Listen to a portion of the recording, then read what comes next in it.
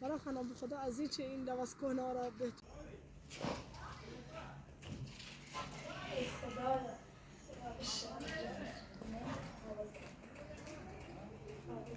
خدا بزرگ میخوام بدم حواست آلیانا حسین بیستم با ارنو هم خیلی با عبدالله بره ها های خواه با عبدالله باره بانی نه بی عبدالله بارم بانی این کارا همه کارا شده بی عبدالله باره بانی بود من کار بردم عبدالله نمی عبدالله نمی سلام آقا من آماده بریم عبدالله رامن ببین مثل برادرم خدا حافظ مواظب آلیانا باش بعد ایگو با عبدالله مرا من الان با عبدالله را میخوام نتیجه عبدالله میخواد که تو با عبدالله خب خانم میخوای بری کجا؟ آقا عبدالله میخوام برم تو شهر باش امروز پنجشنبه است فکر کنم بانکم زودی تعطیل کنه آقا عبدالله اگه لطف کنی زودتر بری نرم باشه هوا هم بارونیه آره هوا هم اینجا داره بارون میاد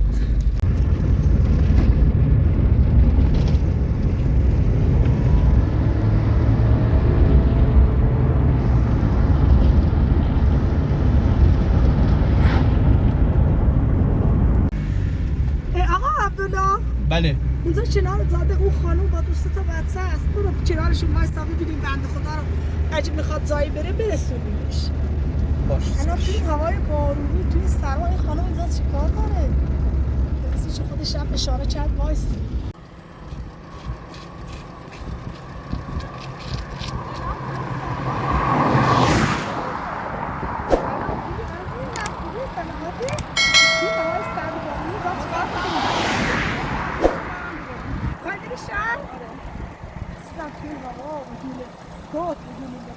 آره ما اینجا تو این بیابون اینجا زندگی اینجا؟ آره که میخواستم برم شهر یه پتوی لباس استفاده بگیرم خواهد بگی لباس دست دوم برای بچه‌هات بخری؟ آره خب خانم اگه تو قرار نیست لباس نو برای بچه‌هات بخری یا میخوای دست دوم باشه بخاطر که پول نمیرسه خب دست دوم که از قبل یعنی مصرف شده بچه‌ها دارن بچه همسنگی رو اینجا بزرگتر دارن بیارم براشون شما میتونید نگاه کنید هر چی پولش باشه هم بهت میدم نه عزیزم من پول نمیخوام خودم بهت میدم عزیزم فقط خواهش میکنم اینا رو ببر تو صادرت مکانت باشه ولی مطمئن باشم چه میری میاری؟ آره بهت قول میدم خانم این چه حرفیه بیا خونت کجاست؟ همینجا بالا تو جنجال اینجا زندگی میکنم خب بیا من اول تو رو ببرم خونت ببینم خونت کجاست وقتی برگشتم آدرس تا بلد البته باشم. خونه که نیست یه چپره وای خدا من جنب بده حتما برای بچه‌ها پتو هم میارم بیا مواظب باش بچه‌ها از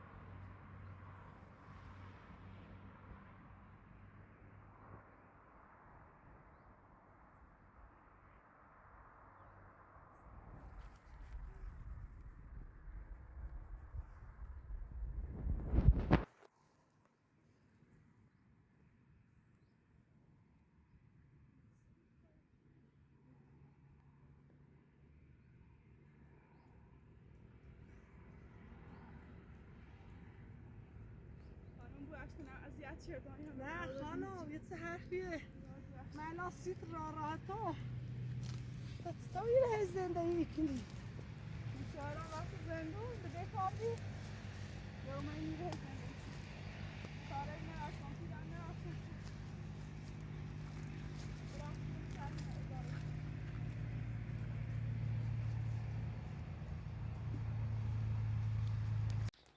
تو خدا اجازه زندگی میکنی؟ آره حالا این بچه این از سرما یخی زنه آره تو سرما اصلا از دیشب تا حالا پایستش حالا قبل از این چه شوهرت بره زندان خونه نداشتی؟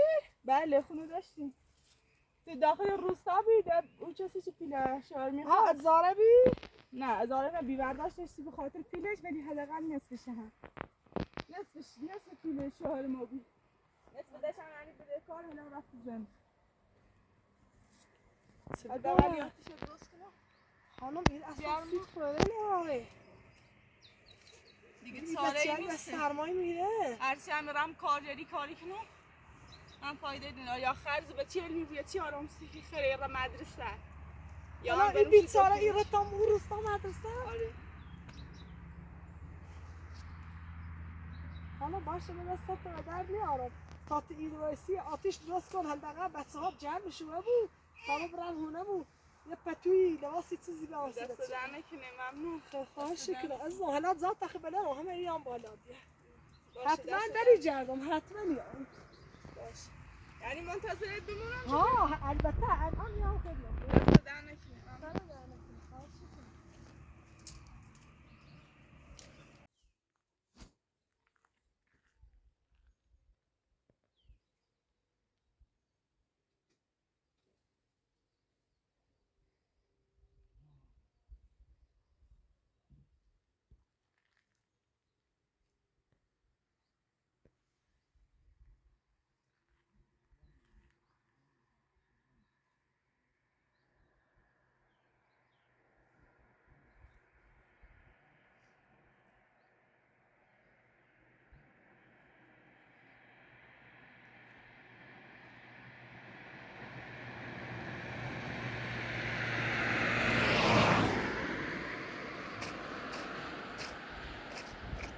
آقای راننده دور بزن بعد من برم خونم آقای راننده بیچاره نمیدونی تو این جلولای تو این سرما تو این بارون وسط دو تا درخت تک و تنه ها بدون سرپناه بدون لباس بدون پتو بنا داریم برن خونه حداقل براشون یه پتوی لباسی از لباسای حسین و آریانا بیارن برای بهتر که اینا هم لو بکنن حداقل همین ها باش براشون بیا بالا بگیره خدا برکت بده بیا بالا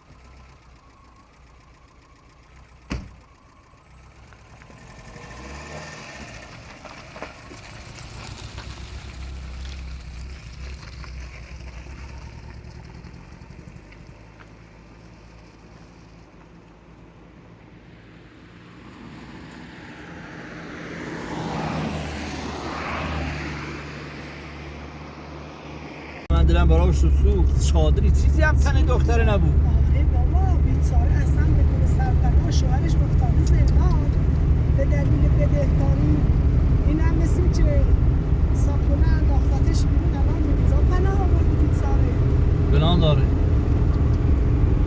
خدا برکتت بده حالا من چه نمیتونم کاری براشون کنم خدا خزانت میچشم حالا منم به کار همجا با خداوکی شما رو حمایت میکردم آقای بابا شما جزا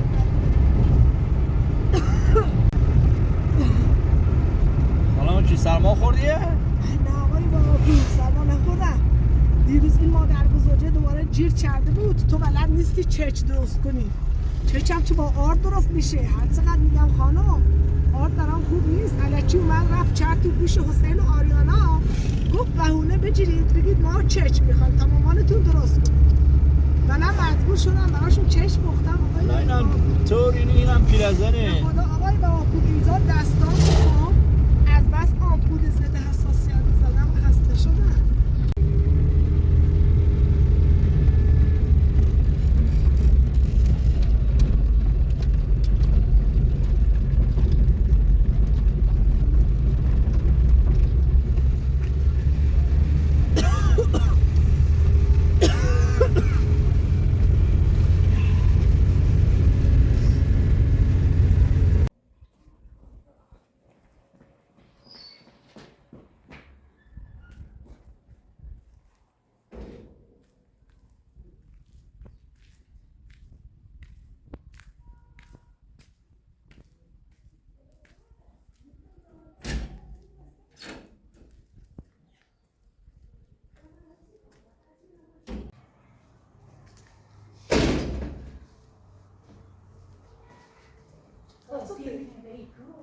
Co ربط داره؟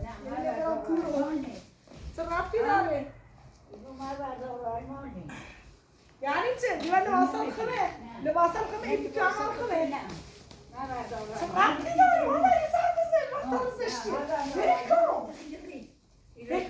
ول کن اصلا ببین چی کنم همین های بری کورو تمامش یه لباسم خمه یه دقیقه بین هم نزنم یه لباسم خمه حسینه ماما نکی کارم نکی کارم زشتی نکی کارم یه لباسم خمه حسینه یه هم به توی خمه ول کن یه لباسم کنه مانده یه لباسم کنه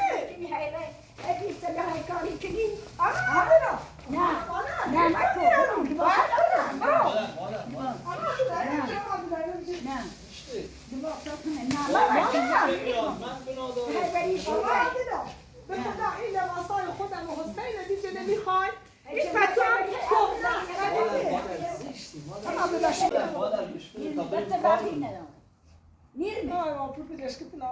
مادر بل تا مسی تعریف همه چی خاص برای لوردگو یا زینه ایواده تا بچه من برای تا لوتن کتیمی ولی شو سردشونه گرو با من هونه نیاریم دی نزد درخت لیزنده ای چیره میگرو ایوان لباسم خم حسینه چی در میخوام شو کهنه یا نیپوشم شو این لباسم سیاسه کوتاهه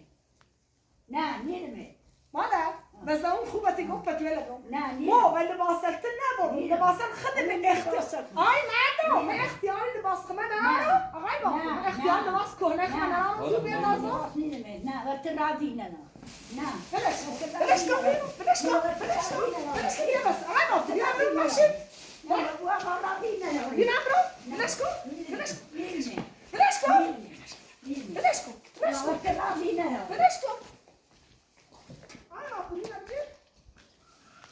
سکو پلاستیکی پاره کردی هی لباس لباس کهنه خونبی اختیار لباس نداشتم و هیچ وقت پتو آقا عبدالله شما بی خانم سچینه هیچ وقت نه پتو بات بودم نه لباس بات بودم لباس کهنه اختیار لباس کهنه هم نه چرا انجل خمینه بودی شورا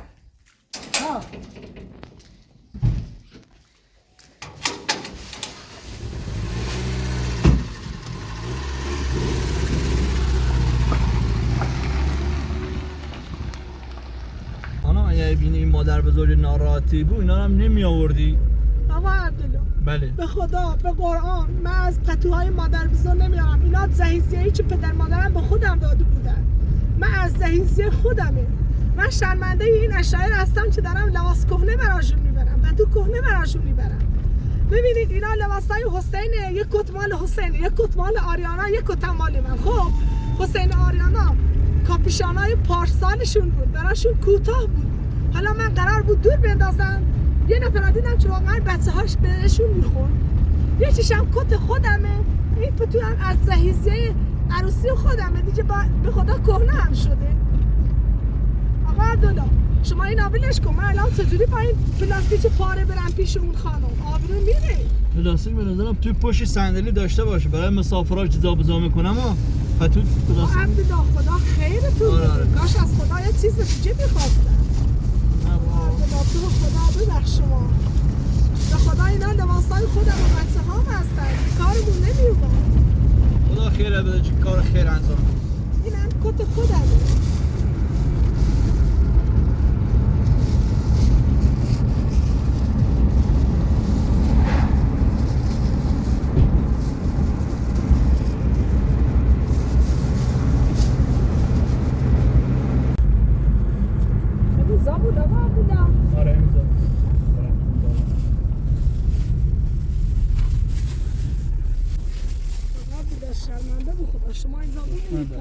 میخوای کمکت کنم؟ نه سلام چه هستن ولی چی فرم تو ماشین بمونی باش مشکل نداره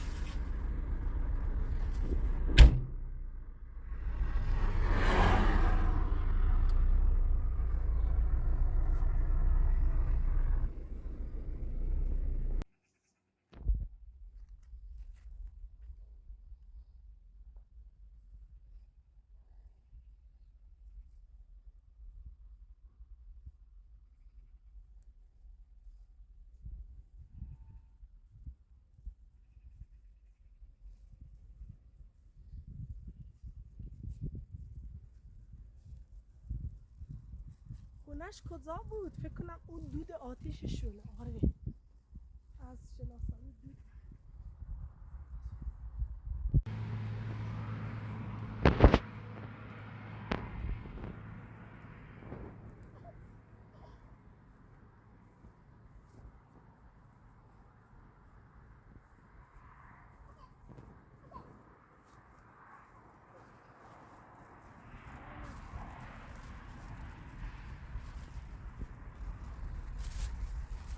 سلام خانم.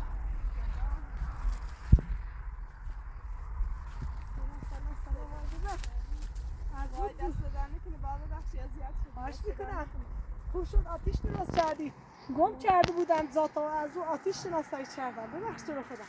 بفرمایید خدمت شما. دست در نکنه خواهش واقعا می‌کنم. زحمت کشیدی ممنون دست در نکنه. خواهش میکنم. اسم چی بود؟ سارا سارا خانم چه اسم قشنگی داری. سارا خانم من هر روز از اینجا عبور میکنم. خب حتما بهت سر میزنم. فعلا کار نداری؟ نه باید بشینی حتما یه چای پیشمون دست در بخوری. نکنه نه عزیزم. خواهش میکنم. تو رو خدا دیگه نه از بیا از بیا بشین راضی. باش. شما به زحمت کشیدی یا خسته شدی حداقل یه چای بخور. من چی میدونم همه اشاعره همین جورن. وقتی میرن پیششون تا ازم پذیرایی نکرده باشن نمیذارم بره. بیا عزیزم بیا بچه تا عزیزم بشین لباسای بچه تا بپوش. دست در نکنه واقعا باید ببخشی. خواهش خیلی می‌کنم. زحمت کشیدی. شرمنده است همینجوری از ترس بارون یه دفعه عجله اومدم دیگه مجبور شدم همین رو فقط بیارم. ممنون. امیدوارم واقعا خیلی اندازشون زحمت باشه. زارا خانم از این که این از لباس کنه های بچه همه خجالت میچشن. نه این چه حرفیه. به خدا دست خیلی در خجالت نکنه. میچشن. واقعا من شرمنده‌ام به خدا. نه به دست خدا این در حرفا نکنه. نزن. این برام خودمه گفتم اگه اندازته بپوش. دست در نکنه. بعدم واقعا زحمت کشیدی. یه پسر دارم همسن اینه. دختر من از دختر دیگه یه سالی بزرگتره. خدا حفظش ولی کنه. لباسای پارسالشونه. امیدوارم اندازه بچه‌های تو باشه. سارا خانم به خدا از این چه این لباس کهنه را بهتون میده اصلا خجالت میکشه. نه دست در نکنه واقعا شرمنده باز ببخشید. آقا بعدی بیا اینجا بشید پسر خودم بیا. آقا باشه. آره دست در نکنه واقعا شرمنده کن خدا. سارا خانم عزیزم بیا من میرم توی روستاها. خب در یه انباری چیزی اگه کسی حیوانی چیزی داشت به کارجر نگهبانی چیزی احتیاج داشت بری اونجا سرایه داری چیزی میری اگه بگم.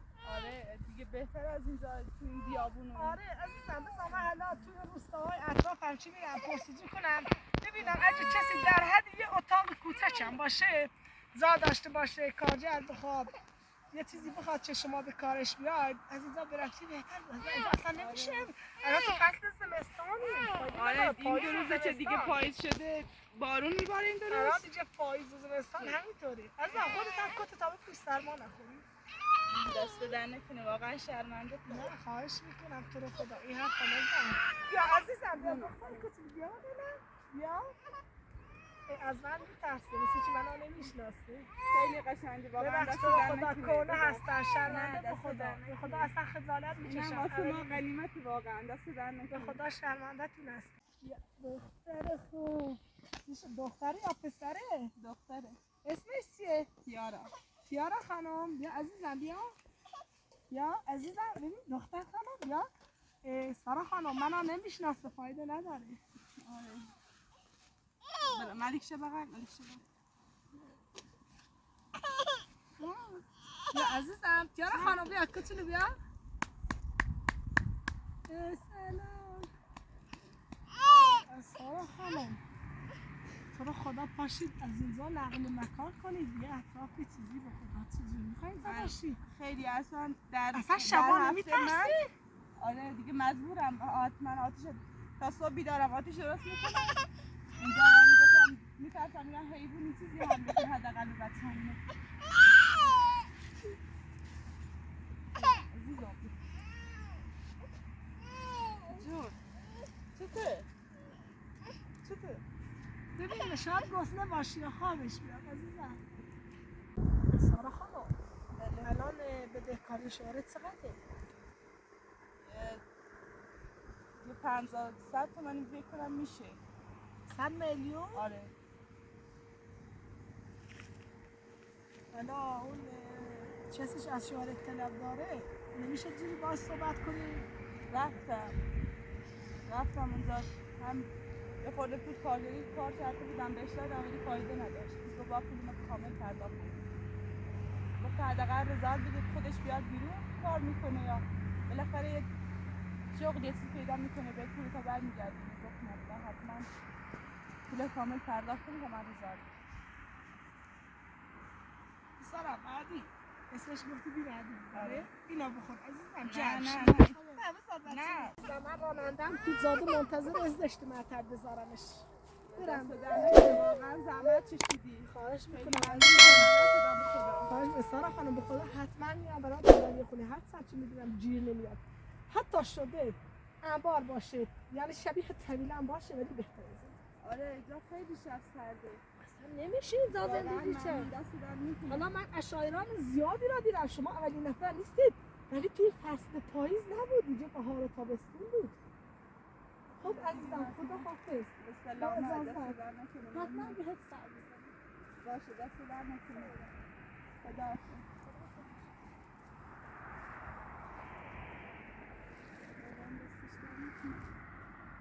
خیلی لباسه بهش کشنده. محمدی پاپشانش اندازه تو؟ پاپشان اندازه تو؟ واقعا دستش در نکنه. سوار تو باور به چه شبون سفتی سرد.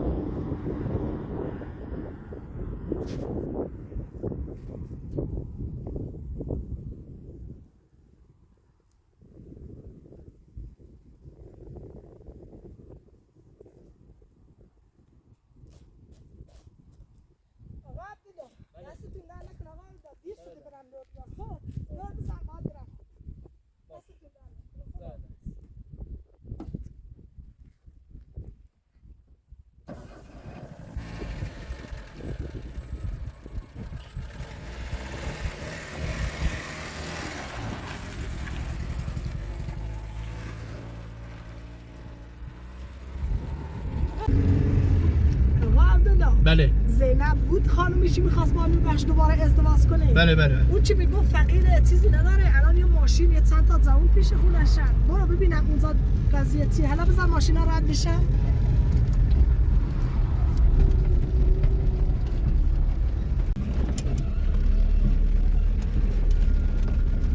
الانم بارون میاد. اون سارا خانم با بچه‌هاش تو زنجان چجوری زندگی میکنن. خدایا ببینید بارون هم شروع شد.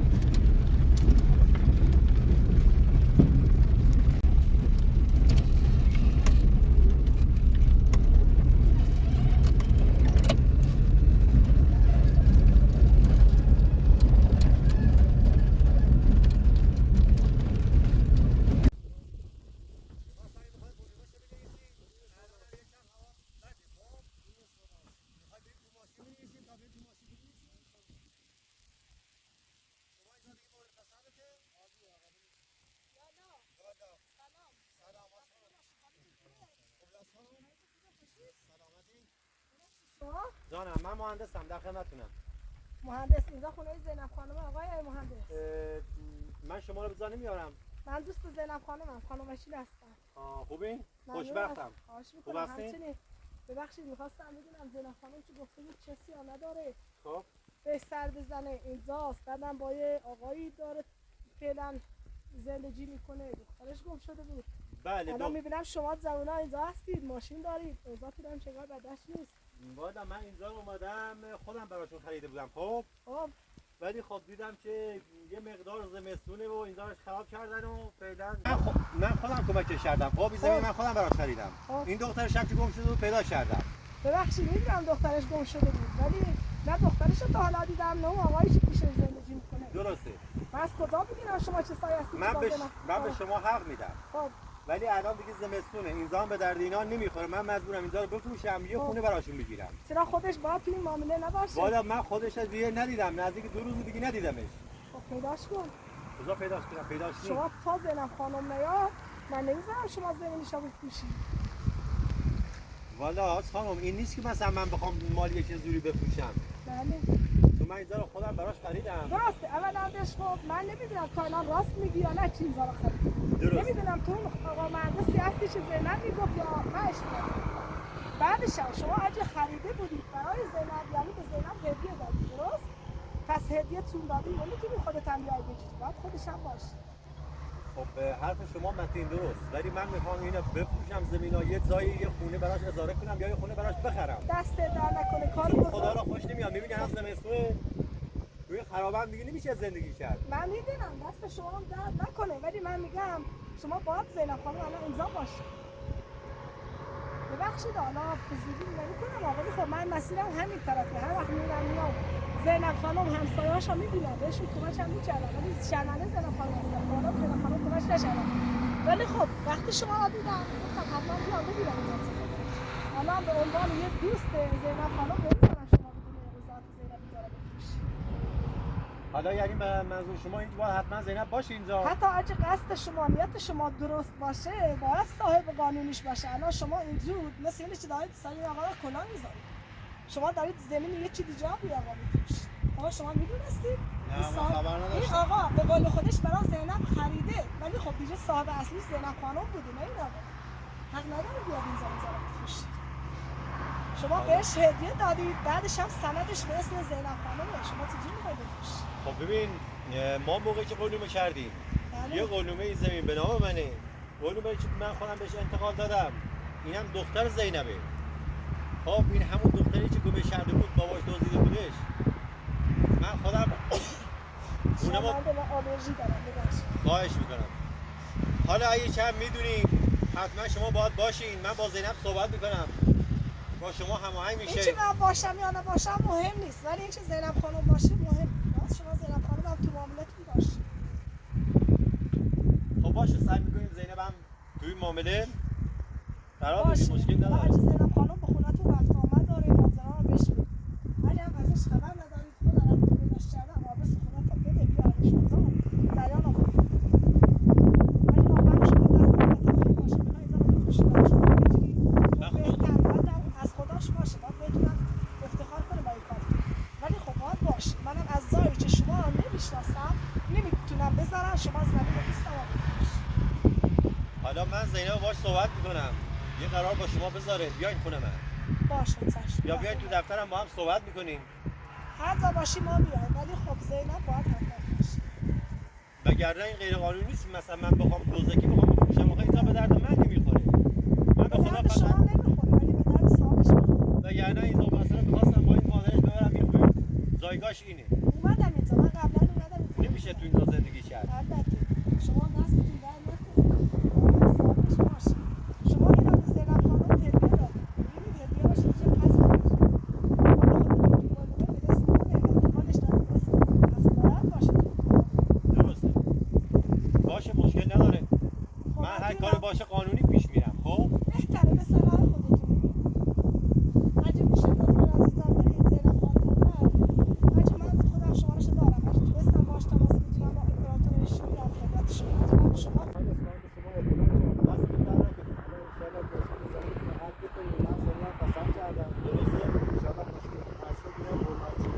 دستتون در نکنه من خودم میدونه قربونت ممنونتم.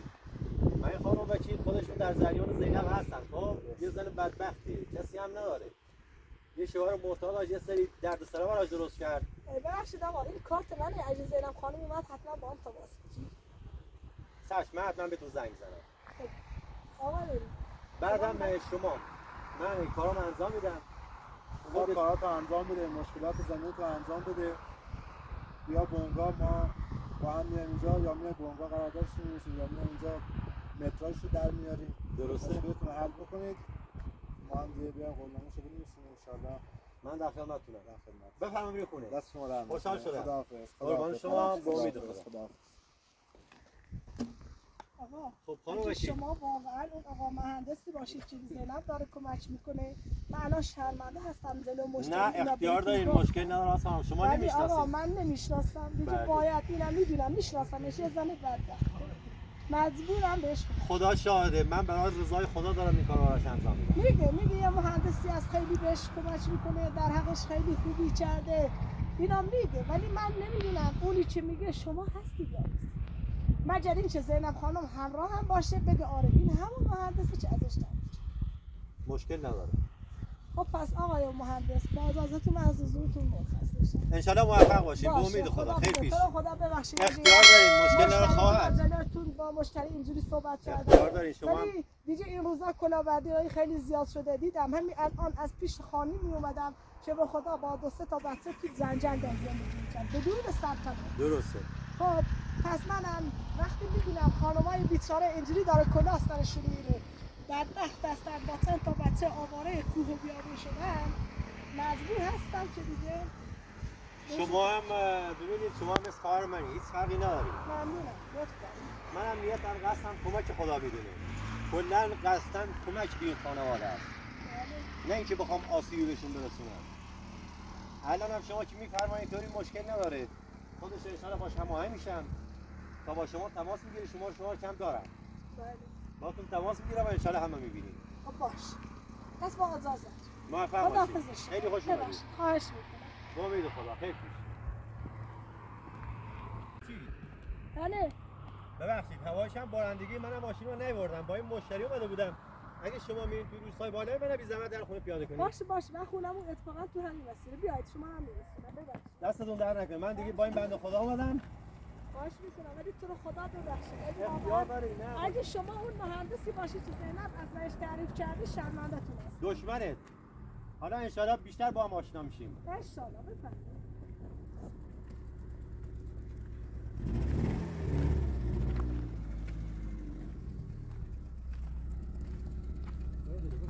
نه دستی که بیا وای این سرما میخوری. اینم یکم این سرما. سرما بدون کاپشن و چیز آوردی بیزن واقعا سخته.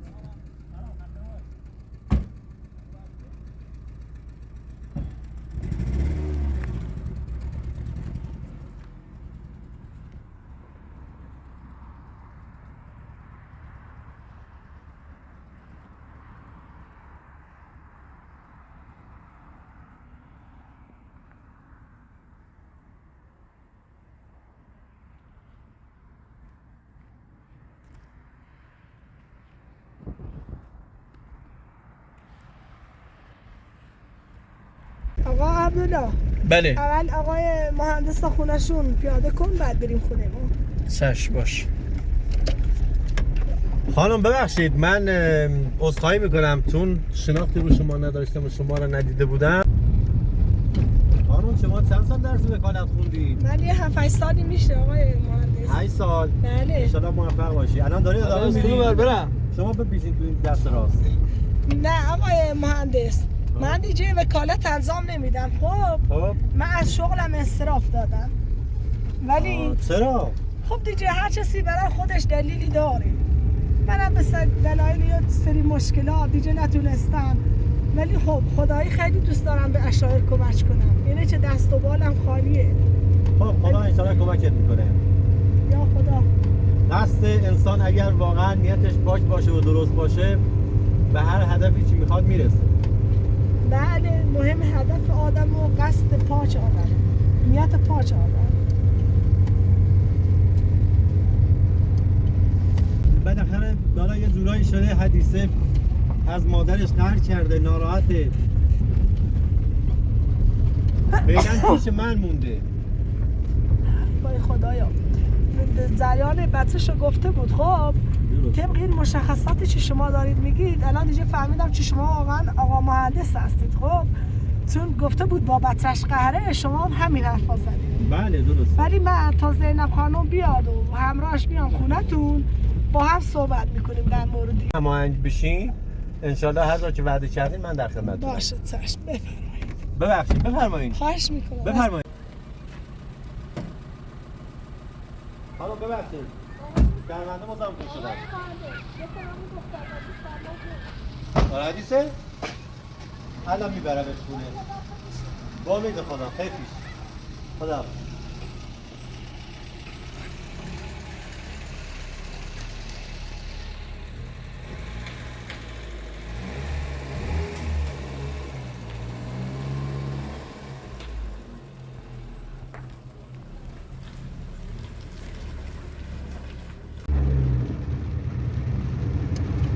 خانم بیا آقا مهندس چی بود؟ چه گفتی مهندس؟ من فکر کردم این آقا یه کلاهبردار که میخواد زمین بفروشه خب ولی ازش معلوم بود که آدم خوبی. خب به هر حال زمین به اسم زینب بود، نباید این آقا بفروشه. منم ازش گفتم اگه قصد فروش داره نیتش خیره بذار زینب هم باشه تو باقش. الان قرار شده وقتی زینب رفت خونشون با هم تماس بگیرن. درست.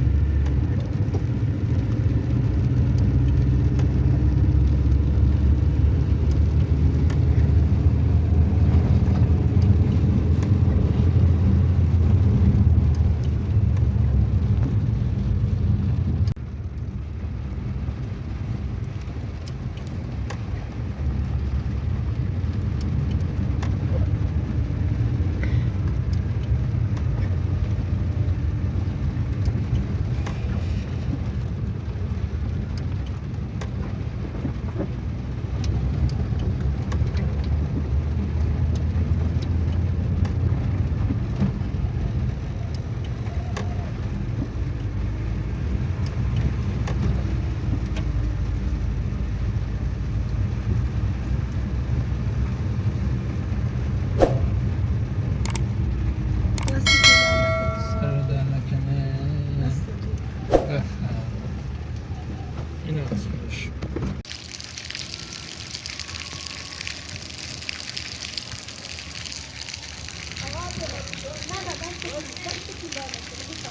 خدا